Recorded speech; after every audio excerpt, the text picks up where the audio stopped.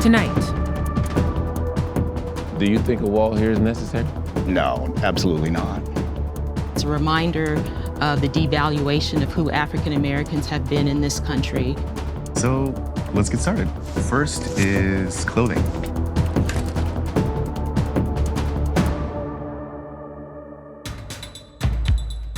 Naomi Rao, President Trump's pick to replace Brett Kavanaugh on the D.C. Circuit Court of Appeals, spent part of her Senate confirmation hearing attempting to distance herself from articles she wrote in college, including one 1994 column suggesting that women who drink too much choose to put themselves in danger. No means no, and I regret writing that when I was in college. You went on to say if a woman drinks to the point where she can no longer choose, well, getting to that point was part of her choice. Do you stand by those comments? I do not, and I would not express myself that way today. After becoming the first pope to deliver a mass on the Arabian Peninsula, Pope Francis pulled off another first, publicly acknowledging that priests and bishops have sexually abused nuns, and the Catholic Church is aware that the abuse is still happening. Si deve fare qualcosa di più? Sì. Abbiamo la volontà? Sì. Ma è un cammino che viene da dietro. A Belgian environment minister has resigned after claiming that the weekly climate protests that drew tens of thousands of students were staged as a plot against her, and that state security services had proof. Joka Skavliga later admitted that proof didn't exist and said she'd overreacted due to a lack of sleep and her critics on social media. General, were you aware of the president's intention to order the withdrawal of our troops from Syria before that was publicly announced? I was not aware of the specific that announcement. Speaking before the Senate Armed Services Committee, the man responsible for American troops in Syria admitted that even he didn't know about President Trump's withdrawal announcement or Trump's rationale. But it is important to understand that even though this territory has been reclaimed, the fight against ISIS and violent extremists is not over.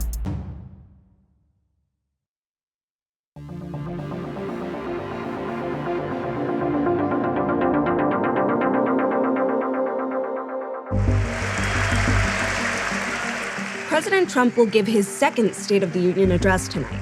He's expected to stick to the teleprompter and to the tradition of making crowd-pleasing promises while pledging to work across the aisle. The theme will be choosing greatness. Meanwhile, across that aisle, Democrats are expected to sit mostly. Sit and seethe. Caught in the middle will be dozens of invited guests, meant to put a sympathetic face on various causes. Furloughed workers, survivors of mass shootings, immigrants ripped from their families, and a sixth grader named Joshua Trump, who's apparently been bullied for sharing a last name with tonight's headliner. If the guest list is any indication, the state of our union is bleak and a little weird. Trump's best chance for bipartisan applause may come when he announces a plan to wipe out new HIV transmissions by 2030. But some advocates are already dismissing the pledge as hollow, given the Trump administration's many hostile moves towards HIV prevention and treatment programs. And, of course, given that Trump once jokingly talked about avoiding STDs like this. It is a dangerous world out there. It is scary. It's like Vietnam, sort of like, the Vietnam era. It is your personal Vietnam, isn't it? It is my personal It is. You've said that many I feel times. like a great and very brave soldier. He's also expected to restate his desire to bring troops home from Syria, with the battle against ISIS allegedly in hand. Bringing home troops is usually a crowd pleaser.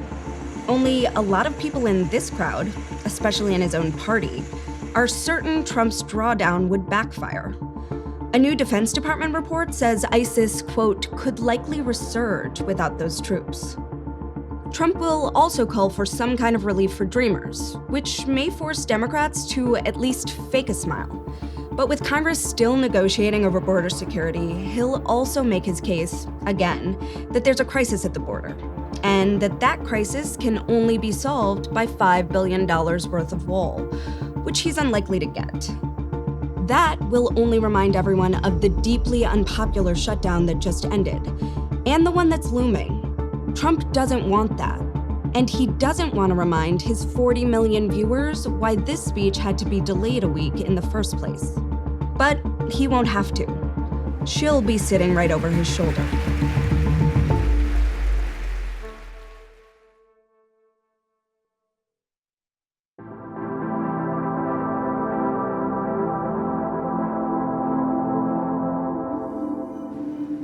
criminal cartels, narco-terrorists, transnational gangs like MS-13, and human traffickers are brazenly violating U.S. laws and terrorizing innocent communities.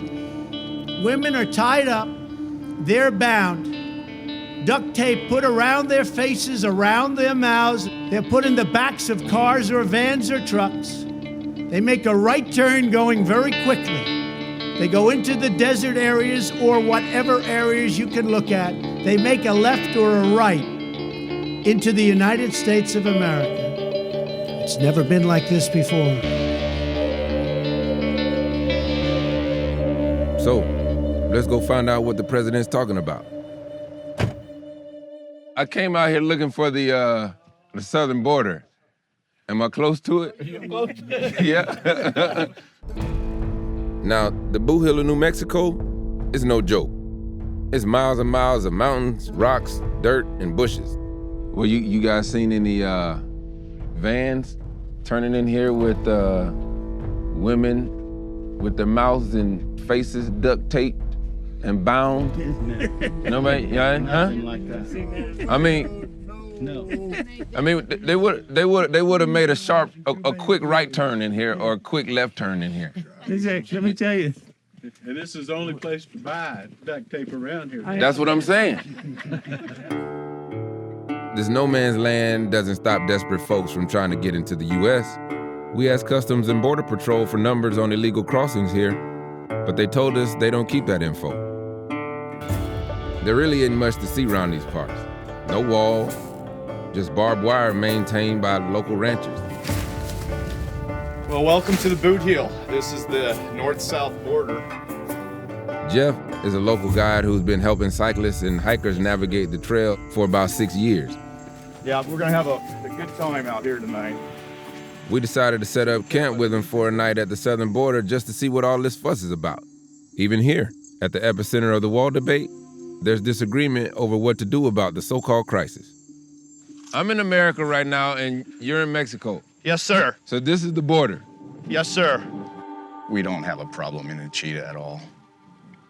Once in a while, a few times a year, somebody makes it into town, but that's about it. Do you think a wall here is necessary? No, absolutely not. For a place where people are scarce, they show up when they hear reporters are in town. Local ranchers, Amanda and Gilbert Adame, they voted for Trump.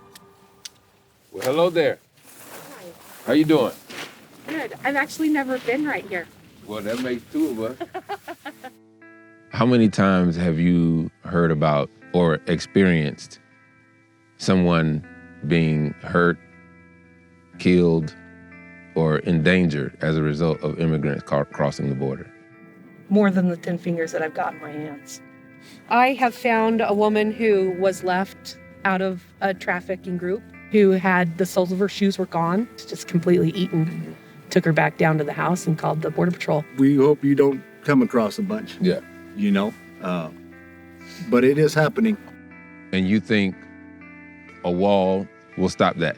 It'll help. Some type of barrier. Some people would say that you build a wall, they just get a ladder and climb over it.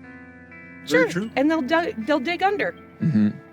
But that's not the only thing we need out here. Mm-hmm. You have to remember, this is security. So it's not just a matter of, even if they don't put a wall here, at least maybe we can get more boots on the ground. We can have better security by the Border Patrol being able to drive back and forth.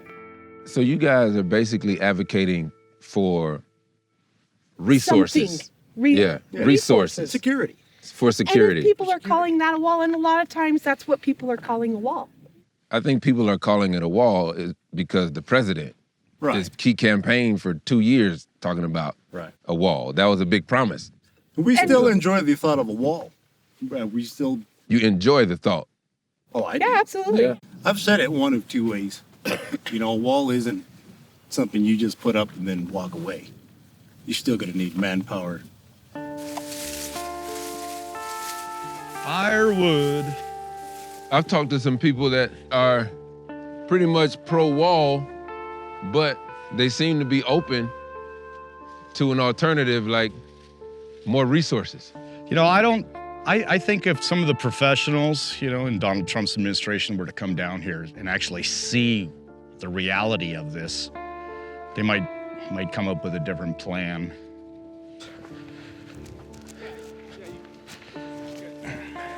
After a whole night along the dangerous southern border, the only thing we got a good look at was a beautiful night sky.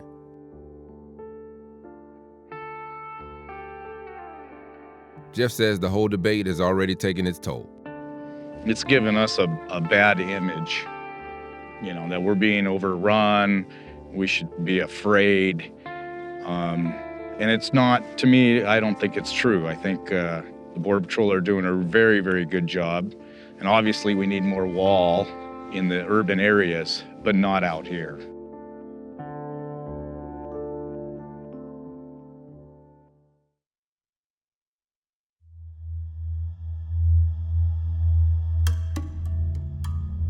The controversy over Virginia Governor Ralph Northam and blackface hasn't yet cost Northam his job. But it apparently means the country needs to have a conversation, again, about the toxic strain in American cultural history known as minstrelsy. So it's time for a little education, just in case there are Americans out there who may be too afraid to ask their best black friend why it's so offensive. Minstrelsy is a performance tradition that started in the mid-1800s. And what it was whites dressing up, caricaturing African Americans, mimicking their dance, their language, their music, providing comic relief for their audiences. Minstrelsy operates in two ways. In one way, it separates whiteness as something very distinct for blackness and frames blackness as something of the other and lesser than white cultural habits, ways of speech, song, and dance. It objectifies African Americans and distances them from their humanity.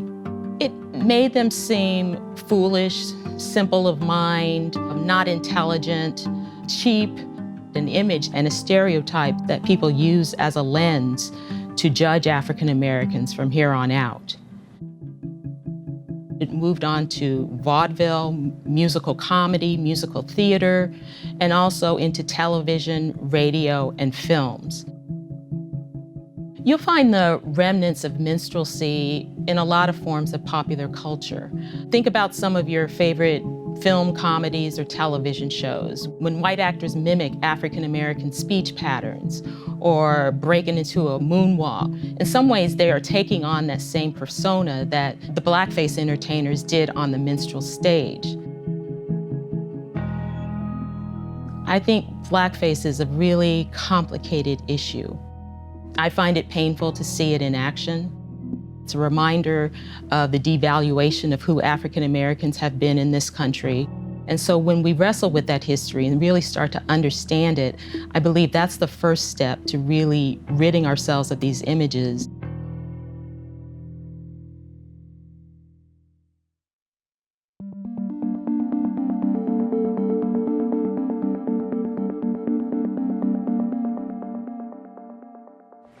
Let's start tidying today. In just a few short years, Marie Kondo has become the tiny, joy-sparking general in the global war on clutter. But even the best general can't complete a mission on her own.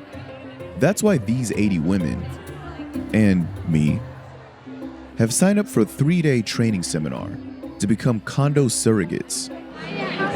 After we've graduated from this $2,000 program, we'll be officially licensed Marie Kondo consultants, authorized to instruct others in the art of throwing out their old stuff and getting paid pretty well for it. I came to see if the Kondo magic was real, or just the tidiest hustle ever created. There was kind of brought up briefly this potential idea of market saturation. There's plenty of business for all of us to approach this from a place of abundance and not scarcity. The path to becoming a consultant is not easy. You have to endure hours of folding practice, origami lessons, and long Q&A sessions about how to start a small business. And after all that, you still have to log 50 hours of tidying with a client in the field. So now we're going to fold it, but what is the key thing to remember? Only then can you call yourself an officially licensed KonMari consultant. What makes somebody want to go from doing your own home to taking the next step? Oh, I've wanted to do people's homes my whole life. I don't know, it's just freeing. This is something that really can benefit every single person, and it's so important that this is accessible. What I hope to do, though, I'm going to spread the new gospel, the new truth in organizing. I hope that they really are going to benefit from this. I have my master's in social work, and I feel like I'm helping people in a much more profound way than I have in any other career. Without further ado, I would like to introduce Marie Kondo.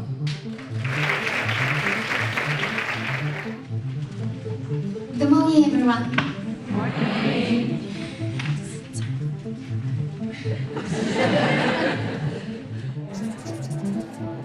During a break in the seminar, I was able to have a rare conversation with the leader of the movement herself. She's just as charismatic as she is on her TV show, as long as you're following her rules. ときめきというのが大きなテーマだと思うんですけれども、それがものすごくですね、心理的というか、哲学的なところがあるように思うんですけれども。そうおっしゃる通りですごく心理的なんです。実は片付けをしているようでいて、自分自身の内面を見つめ直していく作業なんですよね。ときめきを感じるかどうかっていう、作業をしたんですけれども、その洋服の。でもいらないものに対するその感謝の気持ちを伝えようとするところがちょっと不安というか違和感感じました。本当に必要なのかなというふうに感じたんですけれども。実際やってみました？やってみたんですけれど、なんですかね。やる必要あるのかなと正直なところそういうふうに感じました。私がお伝えしている片付けっていうのは本当にただ単に物を捨てたり減らしたりっていうことだけではなくて、この自分が持っているものに感謝をするっていうのはただ単にありがとうございましたって言えばいいっていうよりは、そのものが自分にとってどういう目的があって私のところに来てくれたのかなっていうふうに考え直すきっかけにしていただきたいんです。Once you finish the seminar, it's time to go out and begin your on-the-job training. And invite you to close your eyes for a moment. I see you, not too long from now, as a certified KonMari consultant. You're working with clients. You pull up to their home. You walk to the front door. You ring that doorbell, and you greet your first client. Hey there, Margaret. I found my first client via a Craigslist ad. Okay, here it is here. I could have charged around $70 an hour for these sessions, but I decided to do the first one pro bono to take some of the pressure off. Also, who knows if I'm any good at this? So, this is the first part, which is pretty much what it is that you want to accomplish and where you think you're at right now. My bedroom has become like the catch-all for everything because it's big. Where I'd like to go is have a better routine, stop falling asleep on the sofa because I don't want to go in there. Really, does that happen? You go to sleep on the sofa because you don't go to the bedroom? A lot, yeah. I'm a new empty nester. I'm a widow and I never remarried, and my daughter just went to college, and so I had this idea of what my life would be after she left, and I think this would be a helpful step in sort of moving on. And so let's get started. First is clothing. Okay.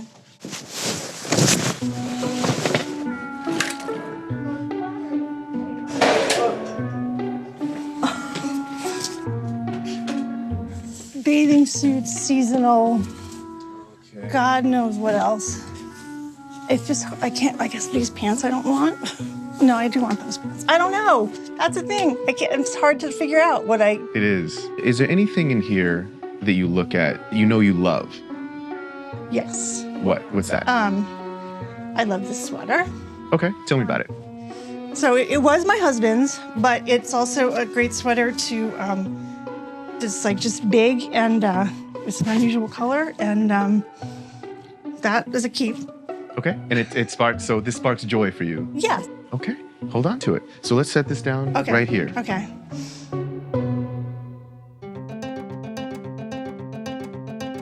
Being a Kondo consultant is kind of overwhelming.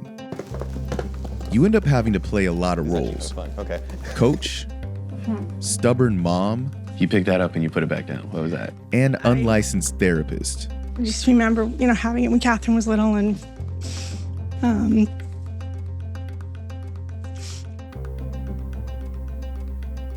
So far, how are you feeling? it's a great start. Your advice, especially to do one category at a time and not do too much is good. And I'm really grateful that you came over. As I said, I'm a consultant in training. Mm-hmm. So I am doing this pro bono. How much would it be, though? Like, right what now, do you think you should charge? We'd be looking at, I think, in the 400, 500 range. I think that would be worth it. Anything you think I should work on? Watch your head when you move things, because you might have lamps fall on you. After 2 days of cat hair and saying thank you to inanimate objects, I don't think I'm cut out for this. But I think I get why people like it. That's a lot of bags.